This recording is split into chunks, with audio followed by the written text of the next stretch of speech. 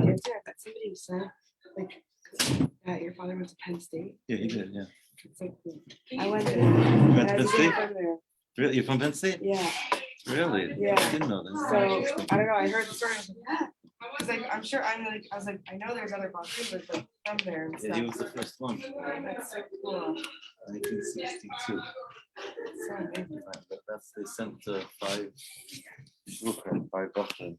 Right. Actually, two of them. I think six and two married, four were Bachman for Shabbos, and that's how we came to the Rebbe. That's so awesome. And he came to send something for a It was year. Precious Lechlecha came, and then he finished the Rebbe sent him back, Right. finished his degree. That's amazing. Yeah, That was funny. Terry comes back to its hosts. Very nice. Shkoyach. Okay, welcome back, everybody. Now, good given shtiyar. All right, so who's not here? Raise your hand. Rivka Bendetska. Is Rivka here? She's here. Coming back. Sarah Benznos. You're here. Okay. Nadia Gold. That's you. Bracha Simcha. She's here. She's here as well. Dvora Kopolowitz. She's here as well.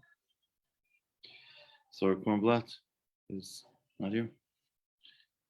Chana Koftunenko. Chana's here? Not here. Rotem. Did she go back to Israel? Rotem? She's not here. Tova Razel. And Sarah. Sarah Mora. Is she here? Dvora Namdar. Also not here. Sophie Gola. Looks like we're still in Yom Tov mode. Ayara. Here. You're here. Batya. No. Neely. You're here. Malka. Is she here? No. Leah Rappaport. Absent. Shoshana. What's it? Shoshana's not here either. And Etty Jacobson. Not here. Okay, let's begin. Did I get everybody? Okay, let's begin. Take out your Sfarim. We are on page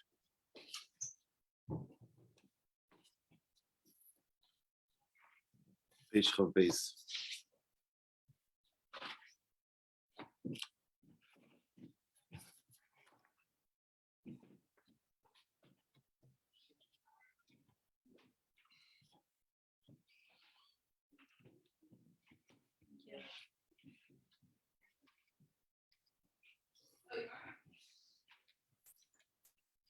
I believe actually on page Chav Gimel, we did Halacha Yudal and Tezvav. We spoke about a vessel and a taste being spoiled after 24 hours. Now we're going to get into the halachas of a Michael Charif. Halacha Tezayin, page Chav Gimel, page 23, Halacha Tezayin speaks about a Michael Charif. What's a Michael Charif? So the Torah says that, Halacha says that when it comes to interaction between foods and between a food and a vessel, ordinarily, when you're dealing with cold application only, there's no absorption that happens from the vessel to the food. There are two exceptions.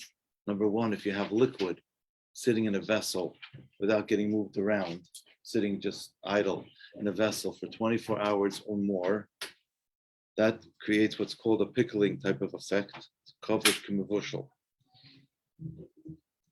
By certain very sharp liquids, even 18 minutes is enough of a time to create that absorption. And then there's another halacha with regards to a ma'achal charif, a food that's sharp. We're going to give some examples of sharp foods in a moment, but if you have a sharp food, and then you have a combination of a sharp food together with penetration of a vessel, such as a knife digging into an onion, or a knife cutting a lemon, that combination creates an absorption. So for example, if I have a knife that's a fleishiga knife, why is it a fleishiga knife? Because I used it to cut my hot steak. The knife is clean, its surface clean, but it still has an absorption of meat inside the blade of the knife, even though the last time I used it to cut my hot steak was more than 24 hours ago. Still, when it comes to sharp foods, they have a unique feature. They have the ability to take a taste that's absorbed in the vessel, that's a spoiled taste, meaning a taste that's over 24 hours old, and they have the ability to give it some life, give it a whole new dimension of life, to bring it back to life, to make it into a fresh taste. So therefore, this whole concept of, it's spoiled taste, and it's a different, it might be b'diavad different, that doesn't apply when it comes to sharp foods, because sharp foods have the ability to take whatever taste there is and to revitalize them. Just by way of example, although it's not a perfect example, but I think conceptually it's worth mentioning. You have a sharp comment, or you have a person who has a sharp personality. It could be biting sometimes. It gets right through you. It penetrates. So sharp foods have the ability to penetrate in under certain circumstances. That's what we're going to learn about now. There's a geschmack of art from the Kotzke. The Kotzke was very sharp, personality-wise. Rabbi Hanoka, the tzaddik. So he said like this. He said, they can say over my Titus, Bishmi, Vishalei Bishmi. You can say over my Titus in my name or not in my name. It's fine. Abi, I'm bezoknish yenim started in my name. As long as you don't say someone else's Titus in my name. In other words, other people's Titus that are not necessarily so sound, so don't say them over in my name. But my own Titus you can say over in my name and not my name. Okay, Halacha Zayin. Until now, we speak about foods that are not sharp. Aval Michael Chorif, but a sharp food could go into knowing a radish, botzels and onion, shum is garlic, chazeres is chrein. These are 4 examples of sharp foods. A lemon is also sharp. Peres chamutzim or pickled fruits that are very, very pickled or very, very salty fish. For example, when you make lakierda, the Sfardim make lakierda, they take mackerel, they keep it, they just basically bathe it in salt. It's going to be very salty. That would also be a sharp thing at that point. They have the ability to take the taste that's already spoiled and make it mashpiach and make it good already, to revitalize it. Make it into a palatable, fresh taste. If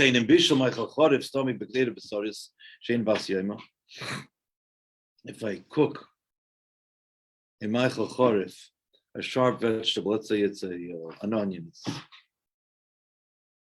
in a fleshige pot, it's not a ben yoimei. Has the same din as if I cooked it in a kedera that's a ben yoimei, because the onions have the ability to revitalize the taste that's absorbed in the walls of the vessel. Now, there are some principles that we have to be cognizant of.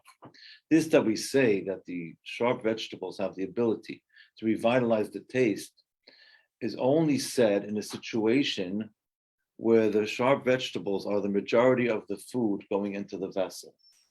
If I have, for example, a pot of soup, I'm making vegetable soup, and I've got the majority ingredient is water, then I put in salt, and then I put in potatoes, and I put in carrots, and I put in celery, and I also put in some onions, then we're not going to say the principle of the sharp having the power to revitalize the taste in the wall, because the onions are nullified in the majority of the food here. It's not the majority food. When the onions are the majority food, then you have this issue of the sharpness coming, revitalizing the taste. Now that's one thing with regards to sharp things. Another thing about a sharp food is there's another chumrah with regards to a sharp food. There's a special halacha with regards to the knife.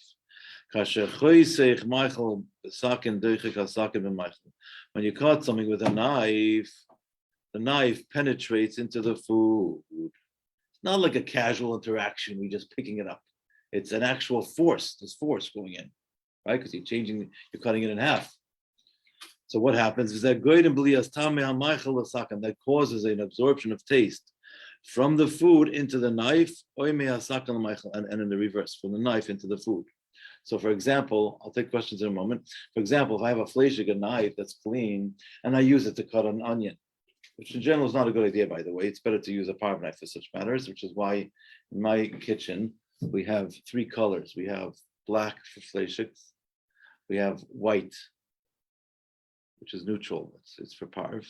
And then we have blue or yellow for milchiks.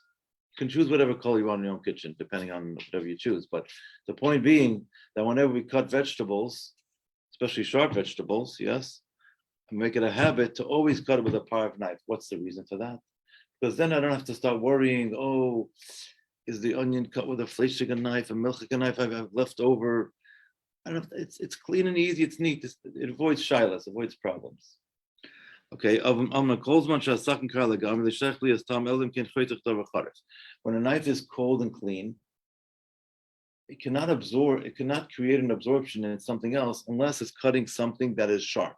So for example, if you take a fleishig clean knife and you cut an apple, the apple doesn't become fleishigs per se. It's not a good idea. Whether you wouldn't eat that apple with milchiks, maybe there's a little remnants on it, but really, from the strict letter of the law, the apple does not become fleishigs because there's no absorption there. But if you're cutting, you take that same knife and you cut an onion, so you have 2 things happening at once. You have a conjunction of cutting of the knife. You have the pressure of the knife, and the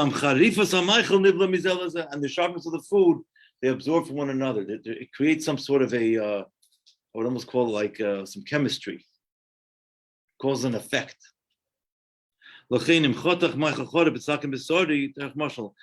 let's say you cut a sharp food with a fleishig knife, you cut the onion with a fleishig knife. Also,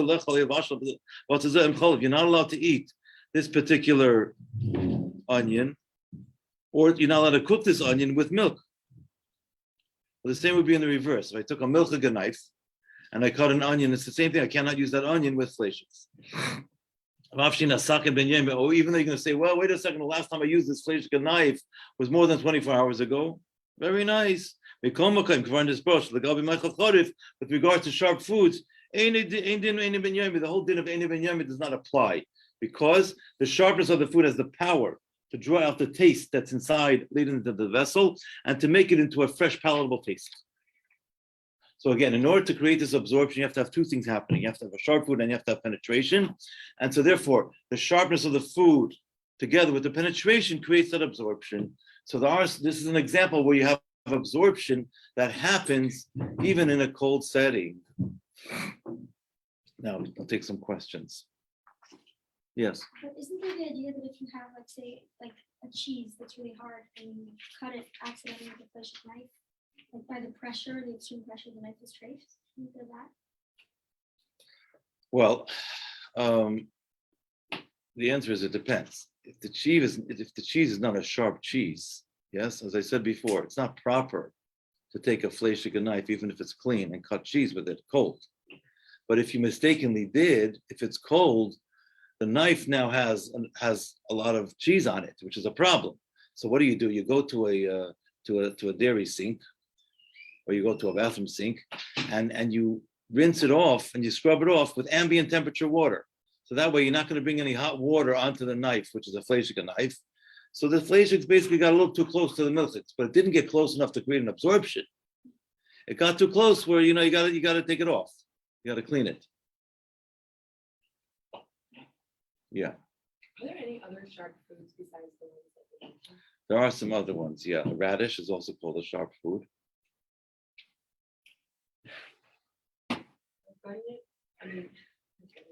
Garlic, onion, lemon, radish. Grain is also horseradish. And then we said pickled certain vegetables, if they're sharp, like a hot pepper would probably also. I'm not sure if a hot pepper is called a sharp food. What about like vinegar? Isn't there something about vinegar? Garlic. We said garlic, yeah, garlic is also sharp. We're not talking about sour foods. Vinegar is a little bit more on the sour side. Oh. It's a different effect. Sharp means it has a lot of potency. Thank you. Yeah, any other questions? Yeah.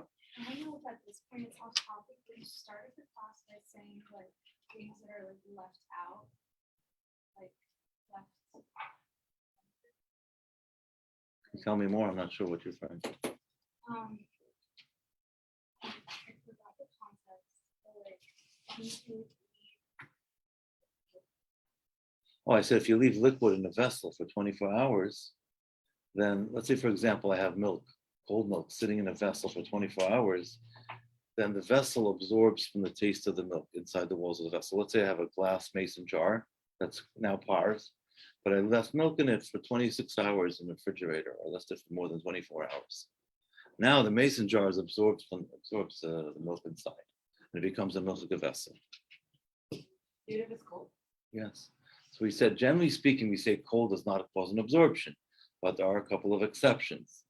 If it sits and pickles there for 24 hours by a liquid, by regular liquid, it does cause an absorption. And if it's a very sharp liquid, let's say a whiskey or something like that, it can cause an absorption in 18 minutes. But otherwise, we say it doesn't cause an absorption unless you have the situation we just mentioned, where you take an onion and you have the knife, the conjunction of the pressure, the penetration together with the sharpness of the food. So this applies for like all materials and vessels. Mason jar would absorb milk or like plastic or It also would apply to such a thing. But that only applies if the liquid sits there untouched for 24 hours. If you empty the liquid from the vessel and then you refill it, then the clock starts again. Or if some opinions say that if the liquid keeps moving inside the vessel, it also doesn't create an absorption because it's not sitting in one place. It's sitting still and undisturbed, so to speak. Then you have an issue. Okay, yeah. Topic, but when you talk about knives, and I remember, I feel like I heard there's a situation where if a knife got shaped in a certain way, you had to go outside and stab it in the knife. Yes, there is such a concept brought down in Halacha.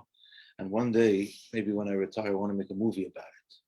Rabbis going outside, they're in the backyard, stabbing their knives in the ground. Seems like some kind of a, quasi crazy or mystical or whatnot. But really, it's actually for a very practical reason.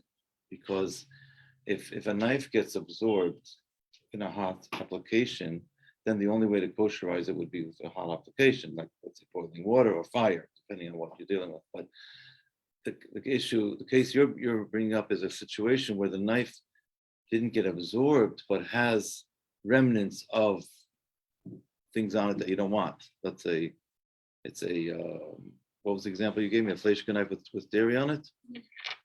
So now you have the blade of the knife is full of cheese.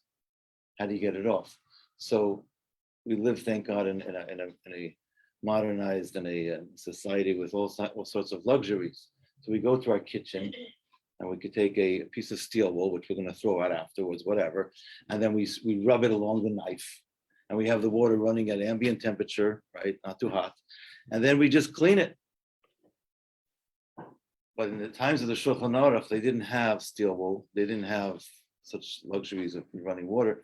They used to go to the backyards and go and find areas of untouched earth, so it should be hard, so that when you stab it into the ground, you're going to create that friction that you want on the blade, so that you're going to clean the blade by doing so. It's not like there's a halacha or a mitzvah to dafka to specifically stab the knife in the ground. It's just that a mechanism, a modality or a methodology to be able to clean the knife is such. But you can also use steel wool. Today it's a modern day equivalent.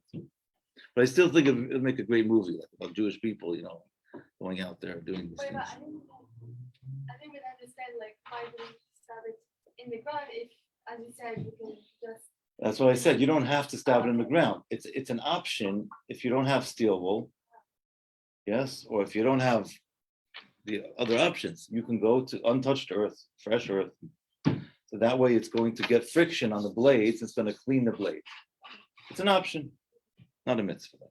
Yeah. If you do have, can you go and stab in the ground anyway? You could, yeah. You could. Just make a nice video about it,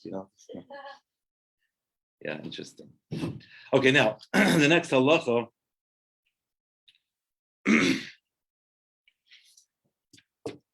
Okay, let me just introduce the next halacha because it's again very, very practical.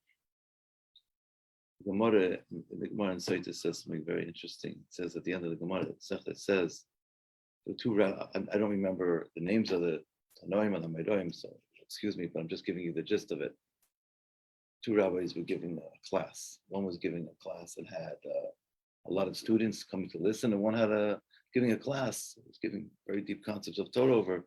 Only had a few students coming. So the one that only had a few students felt bad, felt slighted, they felt bad.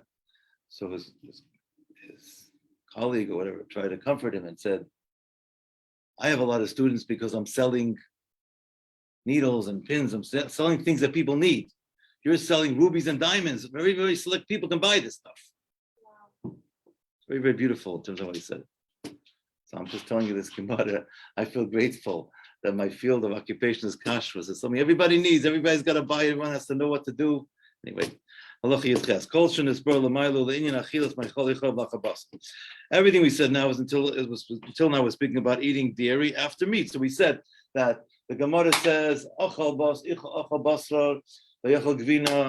until another suda, and then we said how we interpret that. There's two opinions. The Machmer opinion says you have to wait 6 hours because that's the time lapse you have between meals. That's how we follow. Other opinion says it has to be just a different meal. Then you get into different minhagim. The Dutch Jews, some say 1 hour, 3 hours. The Payal, we wait 6 hours unless you have a minhag otherwise from your family, so to speak. So now that was until speaking about a situation having meat, right? When you have meat before you can have dairy, because it takes a long time to digest the meat. What about in the reverse? After having dairy, do you have to wait before having meat? So this is what we're going to discuss now. With regards to eating meat after dairy, we don't have to wait 6 hours. Someone who eats a soft cheese and wants to have meat afterwards, they just have to rinse their hands. Because the fattiness of the cheese is stuck to them. And to rinse one's mouth, and to rinse one's mouth, as we said earlier. Someone who drinks milk does not have to rinse his mouth, does not have to wash his hands. You don't have to clean your mouth, you just have to rinse your mouth. You have to say, of course, a bracha achrona, because you're never allowed to have meat and milk in the same meal, even if you wait the requisite time period. Now we're going to get into minhagim. Some people have a minhag lahamtim shchati achar achilas kavina hashdias chalav. Some people have a minhag to wait at least a half an hour after eating dairy before having meat. And then api Kabbalah, I think it's brought down the Shalah Kodesh. It says over here, if you look in Halacha, Ayin Dalid, and we use of B'divrei HaZohar, Rubik Kulei Sholav Dafka. Okay, so, but anyway, I believe it's from the Shalah Kodesh that we wait an hour. Chassidim wait an hour after milchets before having salacious. But certainly the waiting period is a lot less. Yes. Maybe I misunderstood, but I heard the other day that you have to wait in Israel 1 hour, regardless if it's soft or hard milk. Our minhag is to wait an hour, regardless. We're going to talk about hard cheese in a moment. Hard cheese is in a separate halacha. So now, I just want to first introduce the din of general cheese, general dairy. General dairy, the halacha, our minhag is to wait 1 hour. Now, just like we said before, I'm going to draw a little parallel. Just like we said before, with regards to sharp foods, the halacha is stricter. So there's a special halacha with regards to sharp foods. There's also a special halacha with regards to gavina kosher. What's gavina kosher? Gavina kosher means a hard cheese. And halacha defines a hard cheese as a cheese that's been aged deliberately for 6 months or more. Holy cheese, a cheese that have holes in it.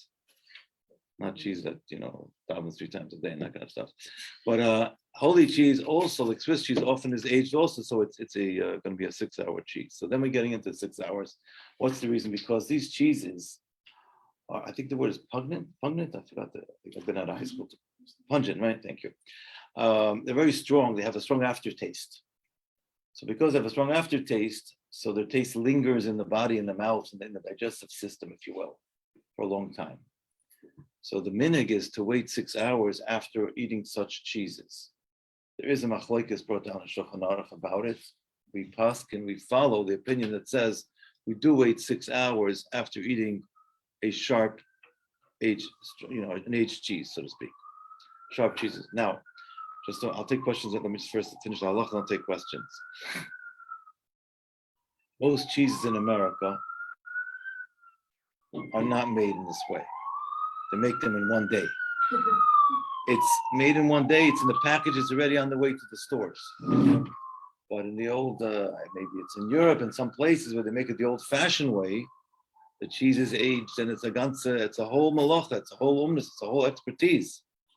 And there, if it's aged for 6 months or more, then it becomes a 6-hour cheese. Now, when you certify a 6-hour cheese, which is what I'm in this line of work, you have to make sure that the certification agency has an obligation to write on the package that it's aged 6 months or more, because otherwise, how is the consumer going to know? Now, once we get started on this topic, I want to share the following with you. Parmesan cheese is typically, real Parmesan is an aged cheese. Now, in the Chol Yisrael consumer market, there are not that many cheeses that are aged and that are going to be a 6-hour cheese. Parmesan being one of them. Romano cheese is also a 6-hour cheese. It's hard to get in the Chol Yisrael market, though. Sharp cheddar could also be a 6-hour cheese if it's aged, 6 months and all that. Okay, now, Parmesan.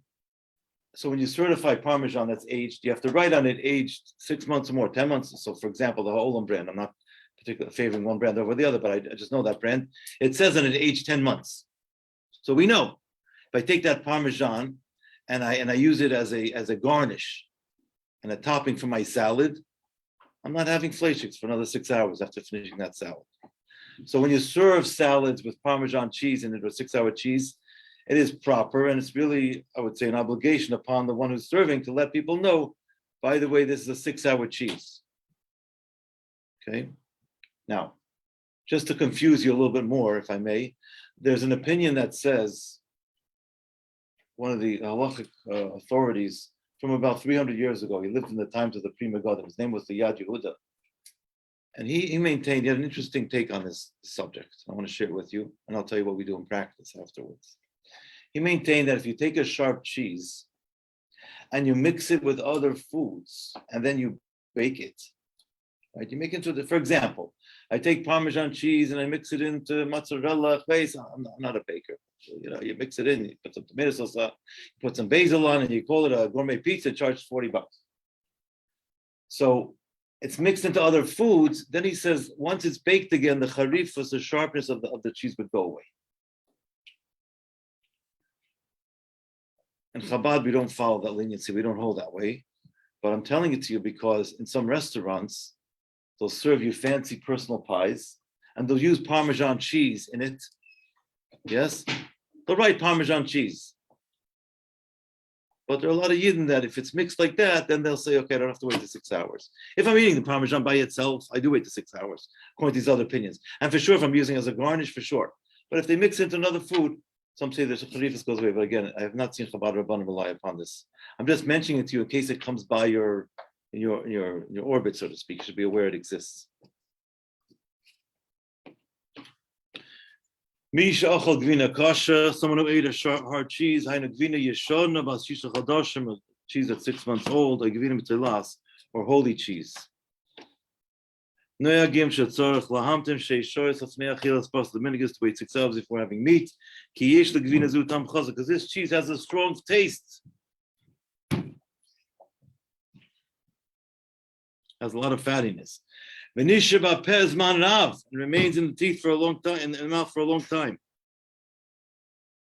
Reiva gvinas animtzoyes kayim eina b'chlal gvina kasha. Most cheese that we find today are not part of hard cheese, milvada gvinas hashveitzorias, except for the Swiss cheeses.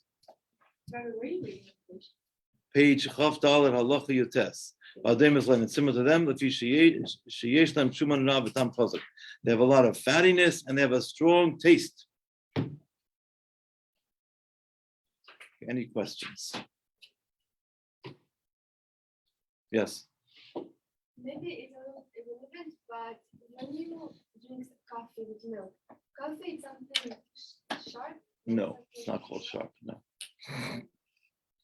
Coffee wakes us up in the morning. That's all. It's not a sharp food. It's strong. It's a strong food, but not a sharp food. I told you the story about the tea essence. When I was a kid, we had a bacher coming to our house for Shabbos. So my mother, blessed memory, she used to make tea essence before Shabbos. It's more muhuda that way because you take a bunch of tea bags, you put them in hot water, and then you take out the extra leaves so that when you're mixing liquid to liquid, when it's already klish, it's easier. But if you have the extra leaves there, it may be what's called kali abishal, maybe something that could still get cooked. So that's why it's better to make tea essence. So she told the bacher, he was staying by us overnight. She says, in the morning you can make yourself some tea. A little bit absent-minded, this bacher. And he went and took the whole tea essence and added hot water to it, and he drank the whole thing. And he said to my mother, "It's delicious. I like my tea very strong." Halacha Chaf. Kelim nefrodim levasav l'chalaf. Okay, now Halacha Chaf gets into what would really be, I would say, a natural digression. We're not allowed to have milk and meat together. There's a requisite time waiting period. After eating meat, we have to wait 6 hours before having dairy. After having dairy, our minhag is to wait 1 hour before having meat. Some Yidden wait only half an hour, etc. We also have to have separate utensils. Halacha Chaf. Oidi sifor rishonim lahachmir b'din bas b'chol v'paska she'asa lachtich givina afilu tzeinenes b'sakim b'sari. It says you're not allowed to cut cheese, even cold cheese, with a fleshig knife. It's also not allowed to take the chatchil. You're not allowed to take a fleshig knife and cut even just bread. If I want to eat it with a milchik of food. And I'm not allowed to take a milchik knife and cut the bread with the intention of eating in a meat meal. Because sometimes the knives have a bit of food residue or food remnants on them. And I'm concerned that by cutting the bread with that knife, I'm going to get some of those remnants and they're going to go onto the bread. Mainly sakanach, if you have no other knife. So let's say you're out in the wilderness. You only have one knife, you have your pocket knife. Here's where we get to this beautiful halacha of stabbing into untouched earth 10 times. So they take the knife, you stab in the ground 10 times untouched earth. So now I made sure that the surface of the knife is clean. So I don't have this concern about having any remnants or residue that's going to get onto the bread. Then I can use it to cut bread. Some people are medactic to have what's called a bread knife because bread is a food that's used either for meat or dairy. It's a staple in the meal. And since it's something that's used interchangeably in such a fluid fashion, it's better to have it what's called a bread knife because the bread knife is going to remain parf. So every time you cut the bread, it could be used any way you like.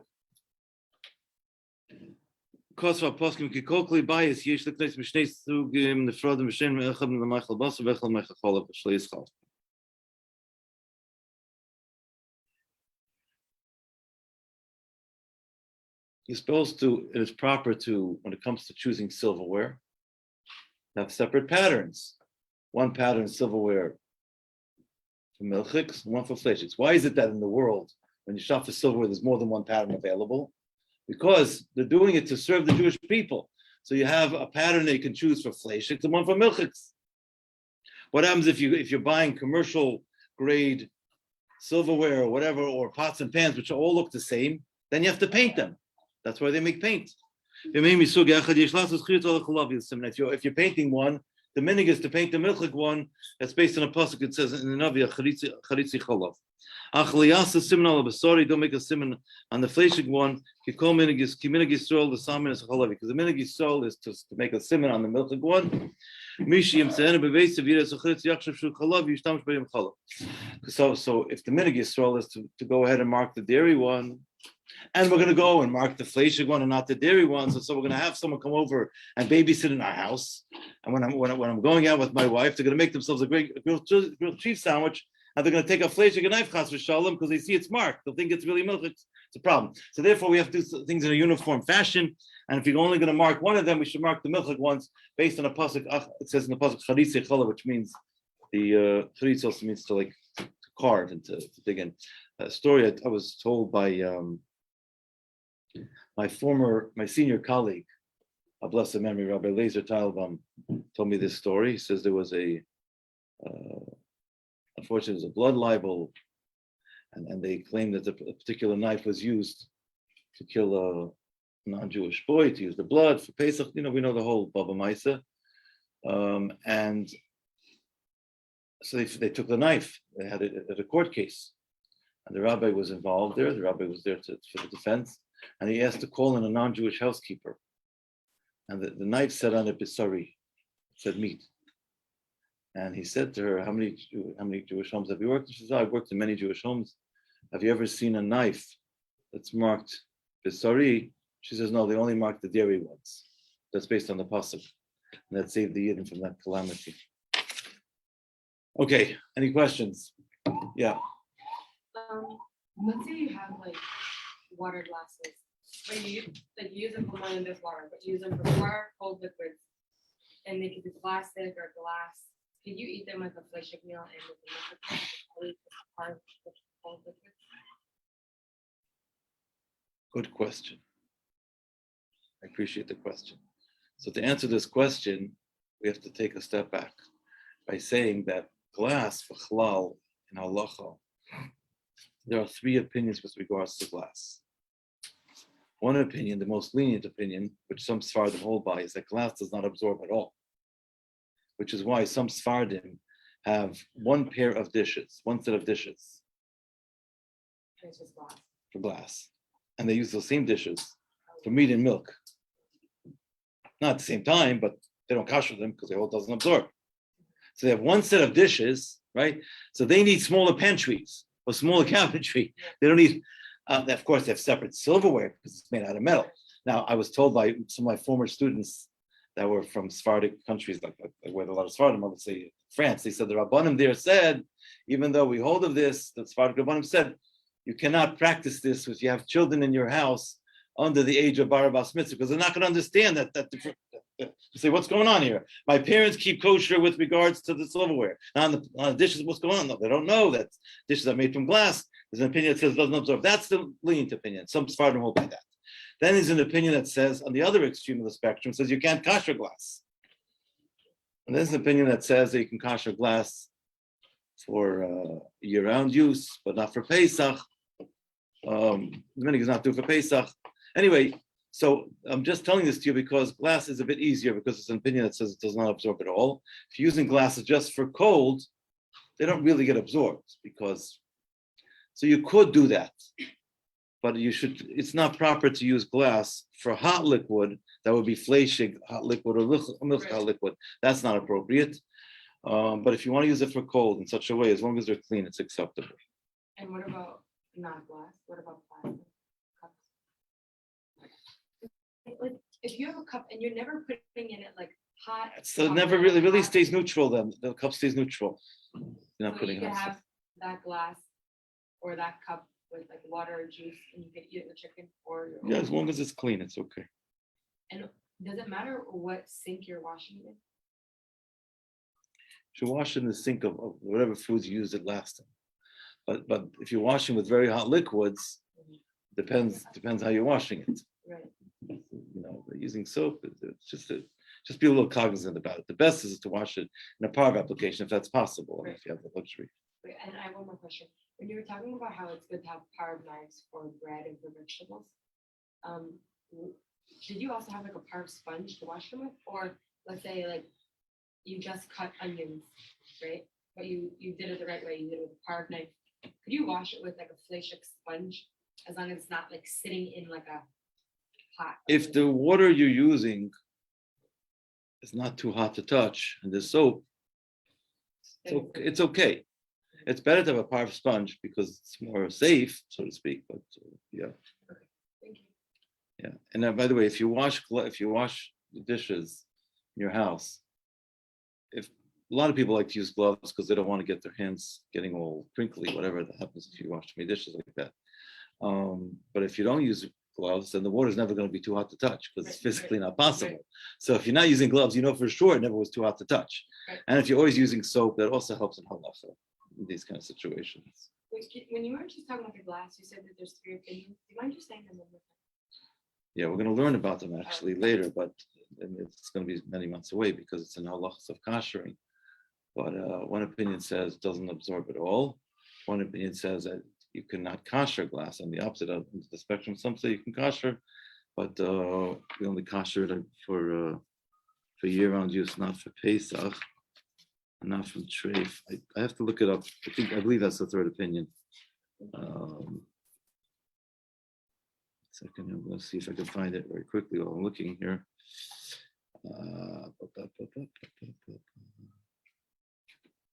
Yeah, here it is. No. You can kosher food. Here it is. Sekuchis, yeah. But people can go to like Yeah. a non-kosher like restaurant or hotel and they can get like a full beverage out of glass, right? Yes, but just not with a sharp food though. Right. Yeah, that's what I said. I think is correct. Thank you. Okay, now what are we up to now? Halacha Chaf Aleph. Oh, it's almost 10 o'clock already. So we'll stop at Chaf Aleph. I'll try to talk in a little story. Today is the yard site of the Hilike Barditchever and the Chassam Sofer. And yesterday was the yard site of the Hilike Ribnitzer Rebbe. I told you stories about the Ribnitzer, yes? Friedrich Elul.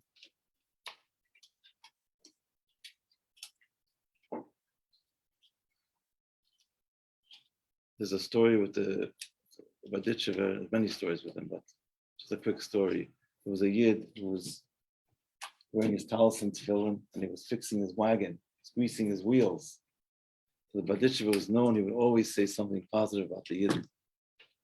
So you can look at that scene and say, what's going on here? It's not respectful to be wearing your talis and tefillin and getting dirty with grease and all that. So he said, Rebbeinu Shalom, look at your children. Even when they're greasing their wagon wheels, they're thinking about you. It's all about a matter of perspective. We have to try and train our thinking on modality in that way. I believe, if I'm not mistaken, the Baal Shem Tov was the Sandik, and the Magid was the Moil, by the Barditchever's bris. Story goes that the Baal Shem Tov and the Magid were traveling incognito, and they came to the house of the Barditchever's father the night before the bris. Barditchever's father smelled with Ruach HaKodesh that these are tzaddikim, and he asked them to stay overnight, say till tomorrow because they're having the bris, and then he honored them, gave the Baal Shem Tov a Sandik, and I think the Magid was the Moil at the time. So there's plenty of many stories. I said the story of Chodesh Elul that he asked the Eibush to give him one more Tishrei. They passed away the day after Yisroel. And the Ribnitzer Rebbe was a Afrodik Yid, unbelievable person. You know the story with the lion? I'll tell you the story with the lion, yeah. There's other stories with another story with the mikveh. In Russia, they used to carve a hole in a frozen lake. So what they do is they have someone standing on top, hold their hand, make their hand wet, so make sure they come out in the right hole. If you chas v'sholem, your head hits the frozen ice, you can't get up. Person can chas v'sholem drown. Anyhow, we went under toiveled. Toiveling b'chal in a frozen river it's hard to even imagine. But he went and he toiveled, and he was under there for like several minutes, and he came out alive. I heard these stories from Mordechai ben David, who was his gabbai, his mishamish. I flew on an airplane from New York to Miami. It's about 15 years ago, and I sat next to Mordechai ben David. I basically verbringed with him, and I squeezed the lemon, whatever I can get out of him, whatever story that he knew. He knew lots of stories from the different stories, so he told me these things. Very holy person, through lots of wisdom. Yeah. Okay. A good Shabbos, and sei gesund.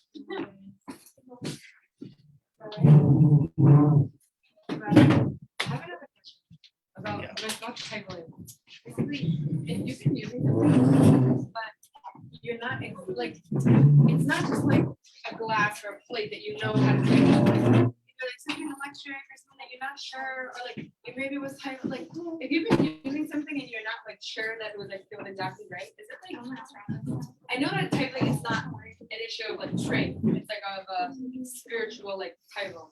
But what if you're not positive that it's doing the right way? So if you think it was tabled properly, do it again without a bracha.